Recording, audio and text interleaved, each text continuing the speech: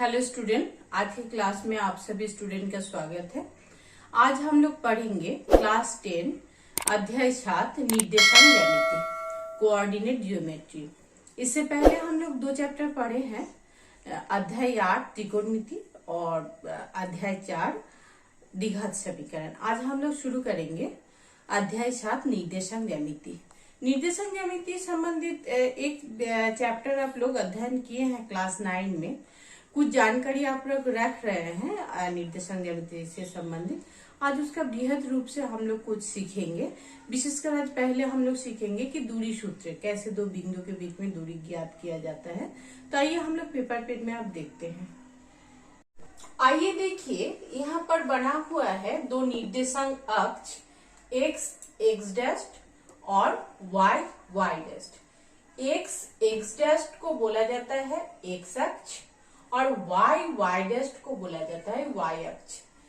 x dash तल के समांतर रहता है और y डैश क्या रहता है, ऊर्ध्वाधर रहता है, लंब रहता है। ये दोनों अक्ष जिस बिंदु में प्रतिच्छेद करता है उसे कहते हैं हम लोग मूल बिंदु। और क्या, y अक्ष से किसी बिंदु का जो दूरी होता है उसे कहते हैं हम लोग x निर्देशांक या भुज, और x अक्ष से किसी बिंदु का जो दूरी होता है उसे कहते हैं हम लोग y निर्देशांक या कोटि। इतने बातें आप लोग जान रहे हैं, थोड़ा शॉर्ट में हम लिख देते हैं।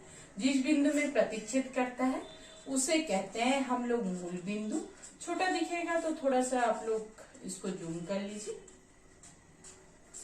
मूल बिंदु का क्या होता है, निर्देशांक होता है 0 0।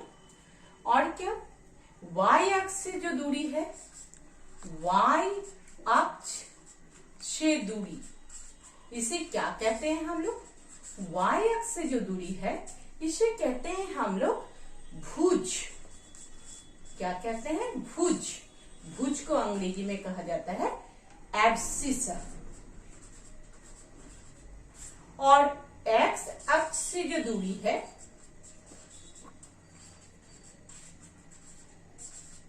इसे कहते हैं हम लोग कोटि। अंग्रेजी में बोला जाता है ऑर्डिनेट। अब आइए आगे देखते हैं।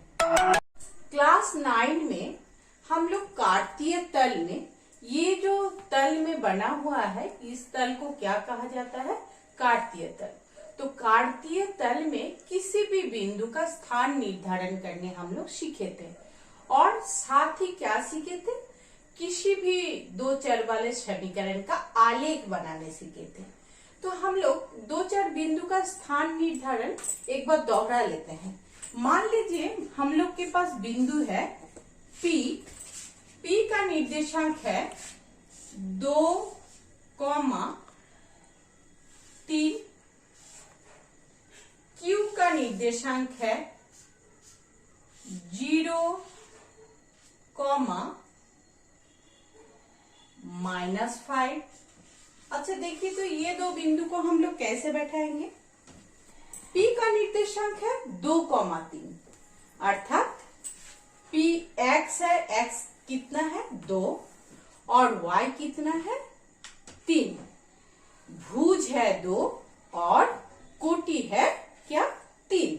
अर्थात कैसे हम लोग किसी बिंदु को डिनोट करते हैं, जैसे कोई एक बिंदु है, जैसे मान लीजिए A बिंदु है, A बिंदु को हम लोग कैसे डिनोट करते हैं, भुज कोटि। अर्थात उसका x अक्ष से क्या दूरी है और y अक्ष से क्या दूरी है, वही दूरी से ही हम लोग उसका क्या करते हैं, उसका निर्देशांक हम लोग ज्ञात करते हैं। तो यहाँ देखिए P का निर्देशांक है 2, 3। तो 2 कहाँ पर है, देखिए +2 है, कुछ साइन नहीं है तो प्लस है, +2 यहाँ पर। और फिर y है 3 कहाँ पर, +3, 1, 2, 3। अर्थात किस जगह में होगा, इस जगह में होगा। कहाँ पर, x अक्ष में +2 और y अक्ष में +3।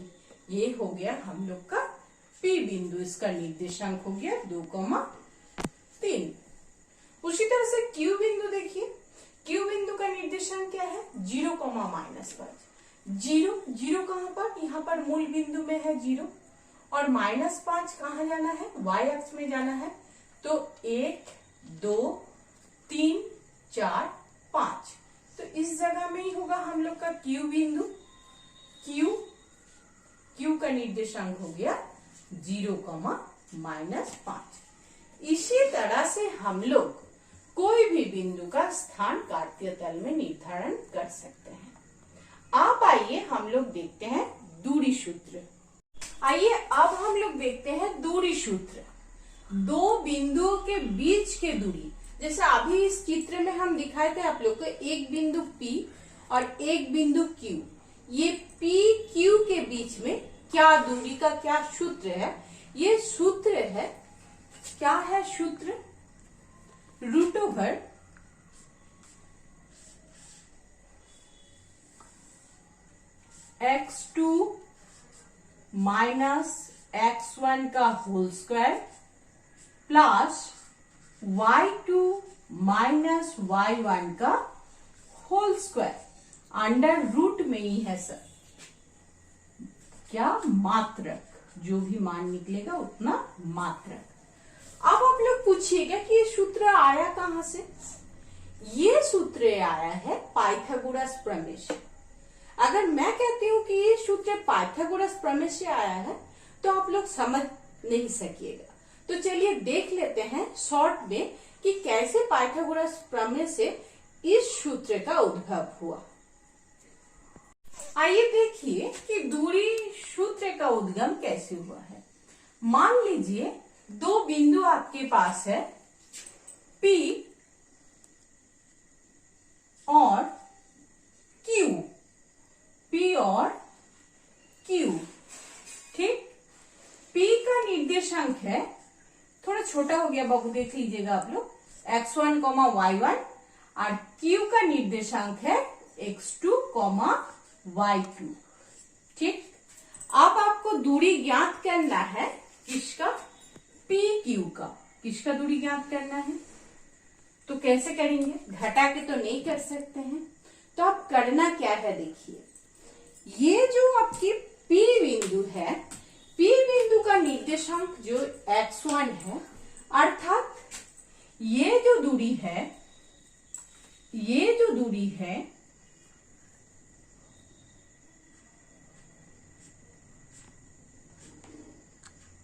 ये दूरी हो गया x1, ठीक।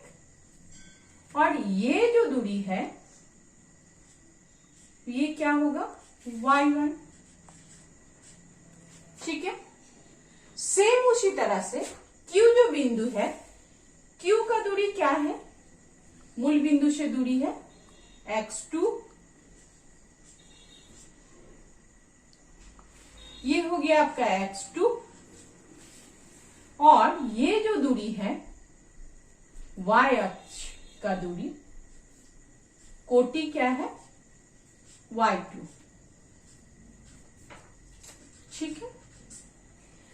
अब हम लोग क्या करेंगे, देखिए इसको अगर जोड़ देते हैं हम लोग तो क्या हो गया, एक समकोण त्रिभुज प्राप्त हुआ। हम लोग को एक समकोण त्रिभुज प्राप्त हुआ। अब पाइथागोरस प्रमेय क्या है समकोण त्रिभुज का, पाइथागोरस प्रमेय से हम लोग जान रहे हैं, क्या जान रहे हैं, कर्ण स्क्वायर इक्वल्स टू लंब स्क्वायर प्लस आधार स्क्वायर, ठीक। आप बताइए आप लोग, कर्ण माने क्या है, PQ, तो PQ का स्क्वायर इक्वल्स टू क्या होगा, लंब माने कौन सी भुजा, देखिए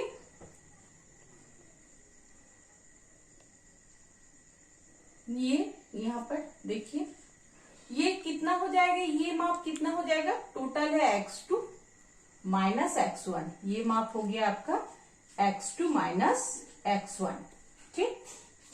और ये माप कितना हो गया टोटल, ये है y2 और ये है y1, तो ये माप कितना हो गया y2 माइनस y1, ठीक है।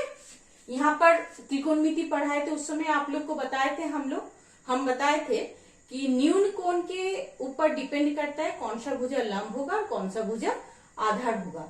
यहाँ पर दो न्यून कोण एक P बिंदु में बना हुआ है, एक Q बिंदु में बना हुआ है, तो उसके लिए कोई दिक्कत नहीं होगा क्योंकि बीच में प्लस साइन है। किसी को भी हम लोग लंब आधार मान के कर सकते हैं। तो लंब अगर x2 माइनस x1 का whole square plus y2 minus y1 का होल स्क्वायर, तो पी क्यू इक्वल्स टू क्या होगा under root x2 minus x1 का whole square plus y2 minus y1 का होल स्क्वायर। तो देखिए हम लोग कि पाइथागोरस प्रमेय से कैसे हम लोग दो बिंदु के बीच का दूरी का सूत्र ज्ञात कर सकते हैं। देखिए दो बिंदु है, एक बिंदु P जिसका निर्देशांक है 2,3 और एक बिंदु है Q जिसका निर्देशांक 4,1। अब हम लोग P Q का दूरी ज्ञात करेंगे। क्या ज्ञात करेंगे? P Q का दूरी ज्ञात करेंगे। तो कितना होगा P बिंदु से Q बिंदु का दूरी P Q इक्वल्स टू, क्या था फॉर्मूला अभी जस्ट सीखे हैं हम लोग, रूट ओवर x2।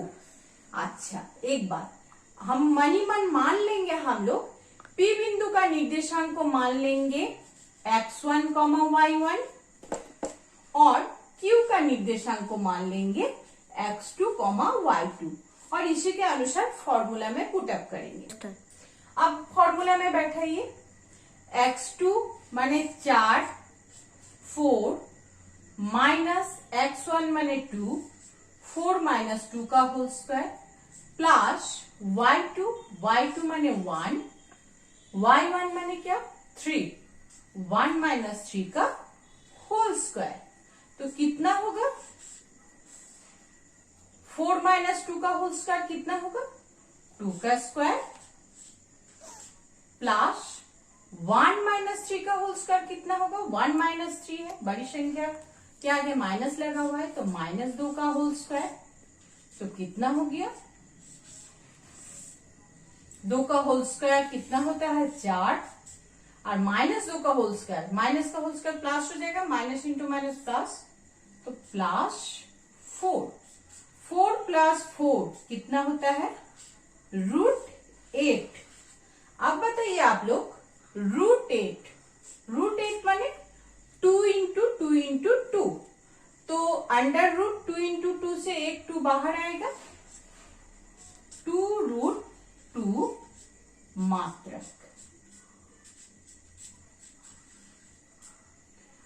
उम्मीद कर रहे हैं बच्चे कि आप लोग आज जितना हम पढ़ाए उससे समझ गए होंगे। इससे पहले का सभी वीडियो डिस्क्रिप्शन बॉक्स में लिंक में दिया हुआ है। इससे पहले भी जो चैप्टर पढ़ाए हैं उसका लिंक भी आप लोग को डिस्क्रिप्शन बॉक्स में मिल जाएगा, तो आप लोग डिस्क्रिप्शन बॉक्स से देख लीजिएगा सभी वीडियोस को, क्योंकि लगातार अगर आप लोग वीडियो को फॉलो कीजिएगा तो समझने में आप लोग को सुविधा होगी। आज हम लोग प्रश्नावली 7.1 का शुरुआत किए हैं जिसमें हम लोग दूरी सूत्र सीखे हैं। आप लोग इस चैप्टर को बनाइए और आगे कुछ भी डाउट रहता है तो मुझे कमेंट सेक्शन में बताइएगा, उसका डाउट भी हम क्लियर कर देंगे। Thank you.